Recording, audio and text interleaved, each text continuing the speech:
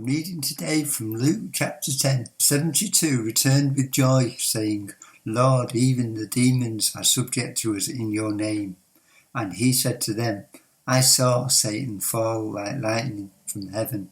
Behold, I have given you authority to tread on serpents and scorpions and over all the power of the enemy, and nothing shall hurt you.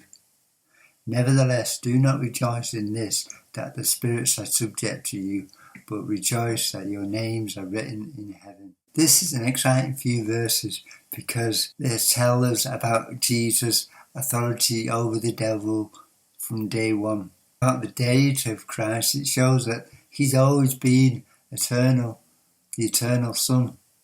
And he saw the devil rebel with a third of the angels with him, and they were all cast down for their rebellion because they said, I will be like the Most High, found in him, and they had to be cast out because there's no room for pride in the kingdom. That goes for you and me as Christians, because our salvation is not from us. It's not anything we've done. No virtue of ours. It's only from the grace of God that we are alive today. The great thing is, because we are sons, we have authority over the works of the devil, over sickness, problems of the soul and of the mind, over all the power of the enemy. He's given authority to us.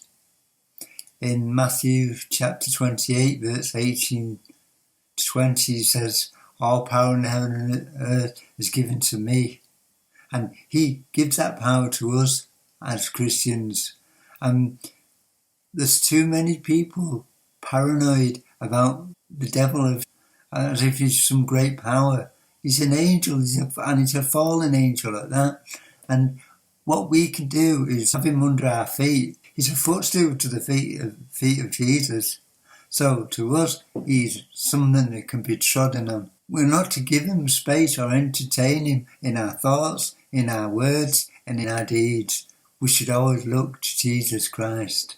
Always look to his word and say what he says about the devil. People give too much credit for sin and such like that. We sin when we are drawn away by our lust and desire, when we entertain things that we shouldn't. But God is with us. He lives inside us by his Spirit, and we have that authority over him. Don't give him an inch, because he'll take a mile. And that's true of the devil. He's Lucifer, he's a fallen angel. He hasn't got the power you give him credit for, or anyone gives him credit for. In James, we're told that you believe there's one God, but so does the devil, and he trembles because he knows his time is near. And he's on a great onslaught all over the world, using the things of this world, the things to entice people to get further into sin and further away from Jesus. He uses religion, he uses cults, he uses the occult, he uses your TV, he uses the newspaper, the media, he uses all sorts of things. And God does too. God could use that for his good. The devil is out to convince you that God is holding back from you. And he's been doing that since day one, when he said to Eve, did God really say? And then he says, God knows that if you eat of it, be like God, as if God were holding back from them. And they had everything in the garden that they needed for life and godliness. And today, as Christians, if you're born again, you have everything you need for life and godliness. And you don't need to look to things of this world. You can pray and you can ask God, and you can take him at his word, remind God of his word, and be confident in him, confident in his goodness, confident in the salvation of Jesus Christ, because he put one over on the devil. The devil thought, I've got rid of him for good here. But no, crucifixion was a means of salvation.